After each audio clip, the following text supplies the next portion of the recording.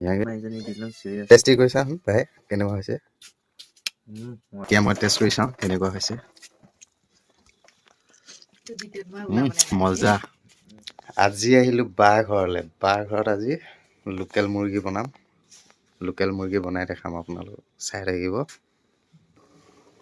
আজি অলপ বেলেগ পদ্ধতিৰে বনাম, সকলোৱে মনোযোগ দি চাই থাকে। এইটো লোকেল মুৰ্গী হয়।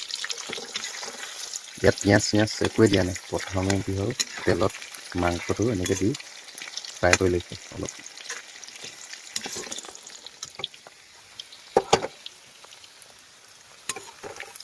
মাংসটো অলপ লাল লাল হৈ গ'ল।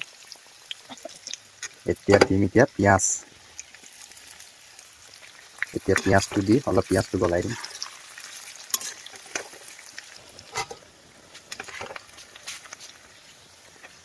পিঁয়াজটো গলি গ'ল। ইয়াত ৰেডি কৰি লৈছোঁ ৰেড চিলি, গৰম মছলা, ধনিয়া, জিৰা, আদা নহৰু জলকীয়া আৰু হালধি।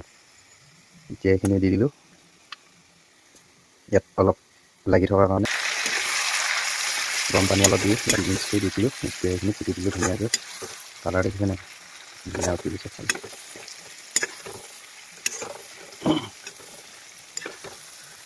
গ্ৰেভি ধুনীয়া হৈ গ'ল।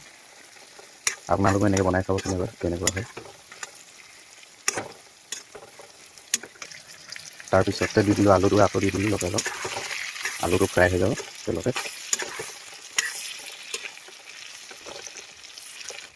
ইয়াত নিমখ দিয়া নাছিলোঁ, নিমখ পৰিমাণ চাই নিমখ অলপ দি দিছোঁ।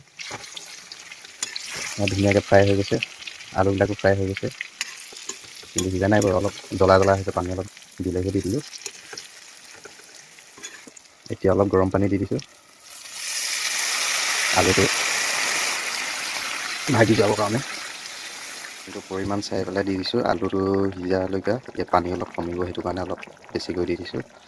তাৰপৰা এতিয়া অলপ দেৰি উতলাই থাকিম, ঢাকন লগাই দিওঁ। যোৱাবাৰ ৰেচিপিটোত এভাৰেষ্টৰ মছলাই দি বনাইছিলোঁ, এতিয়া বনাইছোঁ ছানৰাইজৰ। চব ছানৰাইজৰ মছলা ইউজ কৰিছোঁ। এতিয়া দিম এইটো চাহী গৰম মছলা। এইটো আলু চালু চব সিজি গ'ল, এতিয়া নমাব হৈছেগৈ আৰু মানে। এতিয়া এইটো মানে ইয়াৰ পৰিমাণে ঢালিম।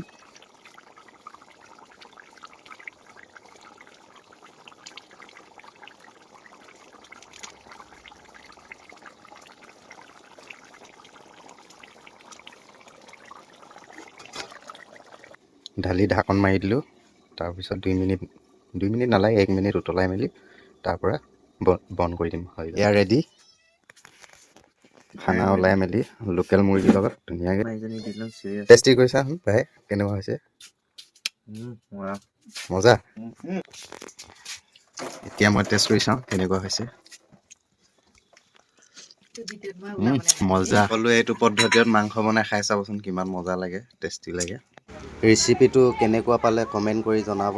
আগলৈ এনেধৰণৰ ভিডিঅ' পাবলৈ মোৰ পেজটো ফ'ল' কৰি ল'ব আৰু ছাবস্ক্ৰাইব কৰি দিব, আৰু লগতে ভিডিঅ'টো সকলোৱে চাব পৰাকৈ শ্বেয়াৰ কৰি দিব। আজিলৈ মানে থেংক ইউ, বাই বাই।